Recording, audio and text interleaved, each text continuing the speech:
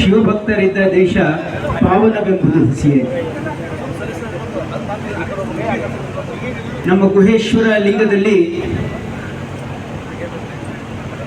ಪರಮಾರಾಧ್ಯ ಸಂಗನ ಬಸವನ ಮಹಿಮೆಯ ನೋಡ ಸಿದ್ದರಾಮ. 12ನೇ ಶತಮಾನದ ಬಸವಾದಿ ಶರಣರ ಎಲ್ಲರನ್ನು ನೆನೆಸಿ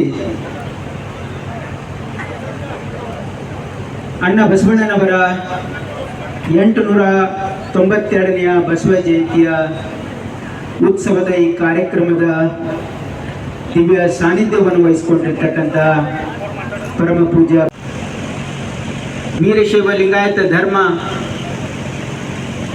ಏನು ಅಣ್ಣ ಬಸವಣ್ಣನವರು ಮತ್ತು ಬಸವಾದಿ ಶರಣರು 12ನೇ ಶತಮಾನದಲ್ಲಿ ಕುಲಕೊಬ್ಬ ಶರಣರನ್ನು ಗುರುತಿಸಿ ಅನುಭವ ಮಂಟಪಕ್ಕೆ ಕರೆತಂದು ಅವರ ಅನುಭವದ ಮಾತುಗಳು ವಚನವಾಗಿ ಪರಿವರ್ತನೆಯಾಗಿ ಆ ವಚನ ಸಾಹಿತ್ಯದ ಮೂಲಕ ಇಡೀ ಮನುಕುಲಕ್ಕೇನೆ ಇವತ್ತು ದಾರಿದೀಪ ತೋರಿಸಿರ್ತಕ್ಕಂಥ ನಮ್ಮ ಬಸವಾದಿ ಶರಣರು. ವಚನ ಸಾಹಿತ್ಯ ಇಡೀ ಮನುಕುಲದ ಉದ್ಧಾರಕ ಏನು ಬಸವಾದಿ ಶರಣರಿದ್ರು, ಆ ವಚನ ಸಾಹಿತ್ಯದಲ್ಲಿ ಬಹಳ ದೊಡ್ಡ ಶಕ್ತಿ ಇದೆ. ವಚನ ಸಭದಲ್ಲಿ ಇದ್ರು. ಹಾಗಾಗಿ ಈ ವಚನಗಳನ್ನು ಓದಿ ಅರ್ಥ ಮಾಡಿಕೊಂಡು ನಮ್ಮ ಜೀವನದಲ್ಲಿ ಅಳವಡಿಸ್ಕೊಂಡ್ರೆ ನಮ್ಮ ಜೀವನದಲ್ಲಿ ಪರಿವರ್ತನೆ ಆಗ್ತದೆ ಅಂತಕ್ಕಂಥ ಒಂದು ಮಹಾನ್ ಶಕ್ತಿ ವಚನ ಸಾಹಿತ್ಯದಲ್ಲಿದೆ. ನಮ್ಮ ಮುಂದಿನ ಪೀಳಿಗೆಗೆ ನಾವು ಪರಿಚಯಿಸಬೇಕಾಗಿದೆ. ಕಾಲಕ್ರಮೇಣ ಇಂದಿನ ಸಮಾಜ ವಚನ ಸಾಹಿತ್ಯದ ಬಗ್ಗೆ ಅರಿವು ಕಮ್ಮಿ ಆಗ್ತಾ ಇದೆ. ಹಾಗಾಗಿ ನಮ್ಮ ಯುವ ಪೀಳಿಗೆಗೆ ನಾವು ವಚನ ಸಾಹಿತ್ಯವನ್ನು ಪರಿಚಯಿಸಬೇಕಾಗಿದೆ. ಯಾಕಂದ್ರೆ ವಚನ ಸಾಹಿತ್ಯ ಒಂದು ವೇಳೆ ಅವರು ಓದಿ ಅರ್ಥ ಮಾಡಿಕೊಂಡು ಜೀವನದಲ್ಲಿ ಅಳವಡಿಸ್ಕೊಂಡ್ರೆ ಅವರ ಜೀವನ ಪಾವನ ಆಗಲಿಕ್ಕೆ ಸಾಧ್ಯ ಇದೆ ಅಂತಕ್ಕಂಥ ಒಂದು ಪ್ರಯತ್ನ. ಜೊತೆಗೆ ನಮ್ಮ ಬಸವಾದಿ ಶರಣರು ಹೇಳಿ ಕೊಟ್ಟಿರ್ತಕ್ಕಂಥ ಆಚರಣೆಗಳು ಅದು ನಮ್ಮ ಏನು ವೀರಶೈವ ಲಿಂಗಾಯತ ಧರ್ಮದ ಆಚರಣೆಗಳಿವೆ, ಅಷ್ಟಾವರಣ, ಪಂಚಾಚಾರ, ಶತಸ್ಥಳದ ಮೂಲಗಳನ್ನು ಅರ್ಥ ಮಾಡಿಕೊಂಡು ನಮ್ಮ ಜೀವನದಲ್ಲಿ ನಾವು ಸದಾ ಲಿಂಗವನ್ನು ಕಟ್ಟಿ, ಯಾಕಂದರೆ ಭಾಳಷ್ಟು ಜನ ಲಿಂಗ ಕಟ್ಟೋದು ಬಿಟ್ಬಿಟ್ಟಿದ್ದೀವಿ. ನಾವೆಲ್ಲರೂ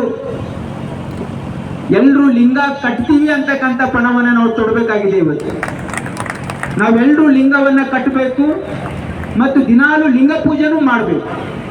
ಯಾಕಂದರೆ ಲಿಂಗ ಪೂಜೆಯಿಂದ ಮನಃಶಾಂತವಾಗಿರ್ತದೆ. ಖಂಡಿತವಾಗಿ ಇದರಿಂದ ನಮ್ಮ ಜೀವನದಲ್ಲಿ ಪರಿವರ್ತನೆ ಆಗಲಿಕ್ಕೆ ಸಾಧ್ಯ ಇದೆ. ಯಾಕಂದರೆ ಇದಕ್ಕೆ ಸೈಂಟಿಫಿಕ್ ರೀಸನಿಂಗು ಕೂಡ ಇದೆ.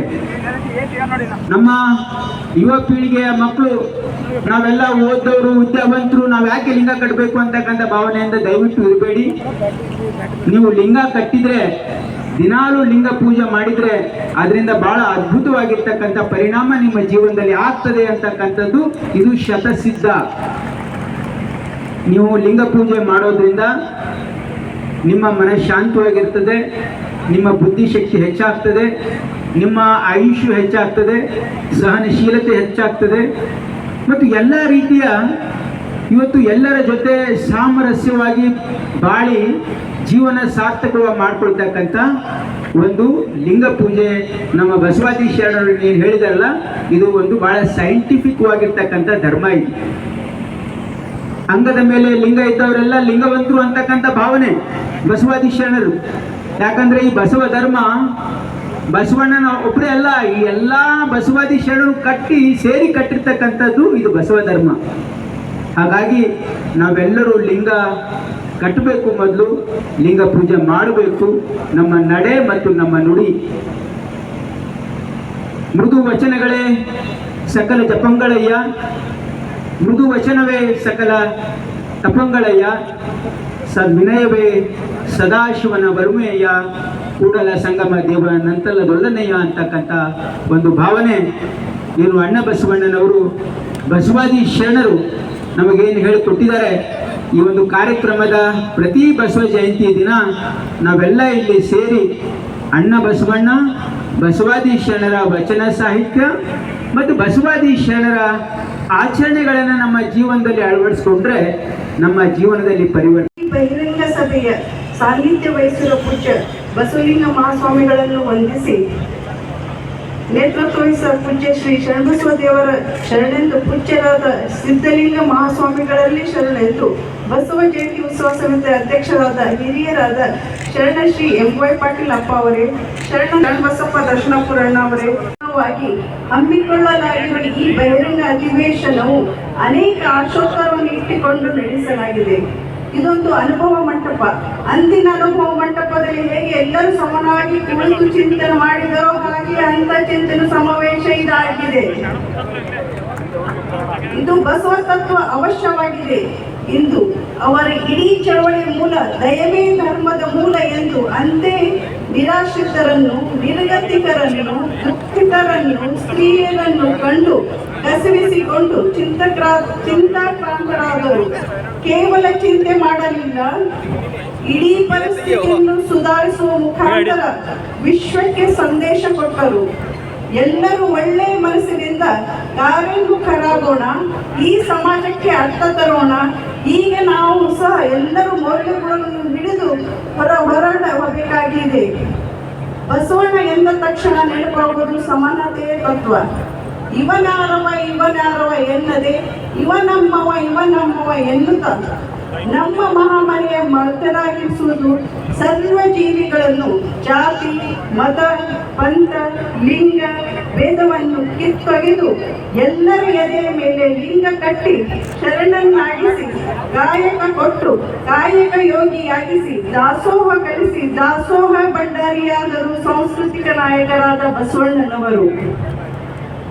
ಯಾವ ಹೆಣ್ಣು ಮಗಳು ಕನಿಷ್ಠಳೆಂದು ಭಾವಿಸಿದ್ದರೋ ಆ ಸ್ತ್ರೀಯರಿಗೆ ಪ್ರಥಮ ಬಾರಿಗೆ ಸ್ವತಂತ್ರ ಹೆಸರಿನಲ್ಲಿ ಮಾತನಾಡುವ, ಪೂಜಿಸುವ, ಓದುವ, ಬರೆಯುವ ಹೀಗೆ ಪ್ರತಿಯೊಂದು ಕ್ಷೇತ್ರದಲ್ಲಿ ಸ್ವತಂತ್ರ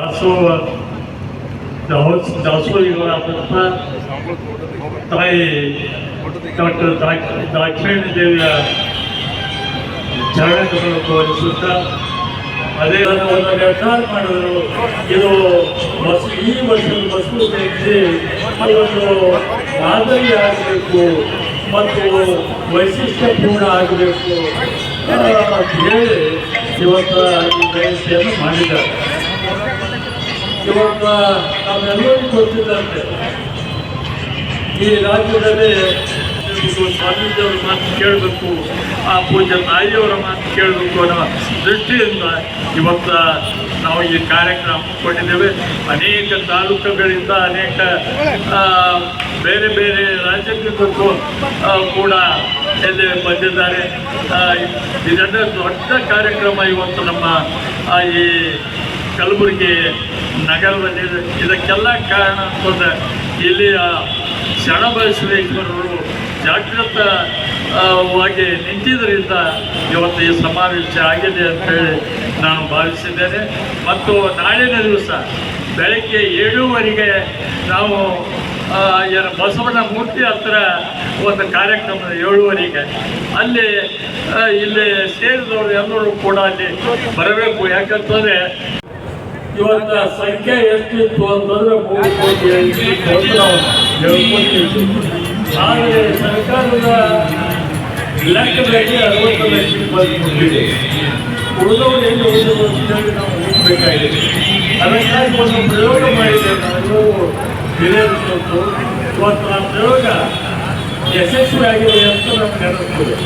ಎಲ್ಲ ಬಡಪಂಥದವರು ಕೂಡಿ ಮತ್ತು ಕಾಯಕ ಶರಣರು ಎಲ್ಲರನ್ನ ಕೂಡಿಸಿಕೊಂಡು ಇವತ್ತು ಈ ಕಾರ್ಯಕ್ರಮ ಮಾಡಿದ್ದೇವೆ.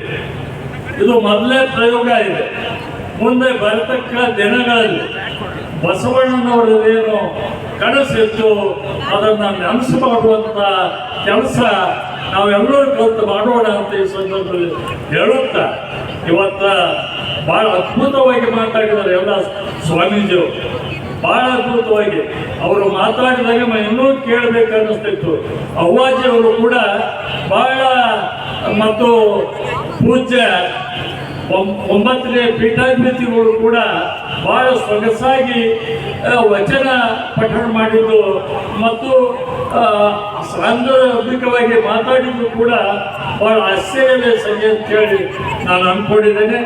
ಅದೇ ರೀತಿ ಇವತ್ತು ಈ ಸಮಾವೇಶಕ್ಕೆ ಬಹಳಷ್ಟು ನಮ್ಮ ಮಂತ್ರಿಗಳು ಹೆಚ್ಚಿನ ಆಸಕ್ತಿ ವಹಿಸಿ ಇವತ್ತು ಮಾಡಿದ್ದಾರೆ ಮತ್ತು ಈ ಸಮಾರಂಭಕ್ಕೆ ನಾವು ಯಾರ ಮೇಲೂ ಕೂಡ ಭಾರ ಹಾಕಲಿಲ್ಲ. ಯಾಕಂದ್ರೆ ನಮ್ಮ ಮಂತ್ರಿಗಳು ಶಾಸಕರು ಅನೇಕರು ಹೇಳಿದ್ರು ಯಾರ ಮೇಲೆ ವಚಿ ಹಾಕಲಾರ್ದಾಗೆ ನೀವು ಕಾರ್ಯಕ್ರಮ ಮಾಡಿ ಅಂತ ಹೇಳಿದ್ರು. ಆ ಪ್ರಕಾರ ನಾವು ಮಾಡಿದ್ದೇವೆ ಮತ್ತು ಯಶಸ್ವಿ ಕೂಡ ಆಗಿದೆ. ಅದಕ್ಕಾಗಿ ಇವತ್ತೇನು ನನಗೆ ಇಂಥ ಇಡೀ ವಯಸ್ಸಿನಲ್ಲಿ ಕೂಡ ನನಗೆ ಜವಾಬ್ದಾರಿ ಕೊಟ್ಟಿದ್ದರು.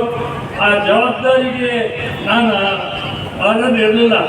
ಎಲ್ಲರೂ ಕೂಡಿ ಯುವಕರು ಕೂಡಿ ಇವತ್ತು ಕೆಲಸ ಮಾಡಿದ್ದರಿಂದ ಆ ಹೆಸರು ನನಗೆ ಬಂದಿದೆ. ಯಾವಾಗಲೂ ಅವರು ಅಂತಿದ್ದಾರೆ, ಯುವಕರಂತಿದ್ದಾರೆ.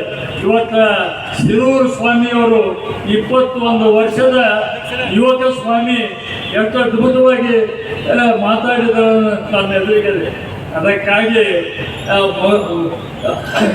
ವಯಸ್ಸೇ ಮುಖ್ಯ ಅಲ್ಲ, ಆದರೆ ನಮ್ಮಲ್ಲಿರುವ ಒಂದು ಅಂತರಂಗದ ಶಕ್ತಿ ಇದ್ದರೆ ಮಾತ್ರ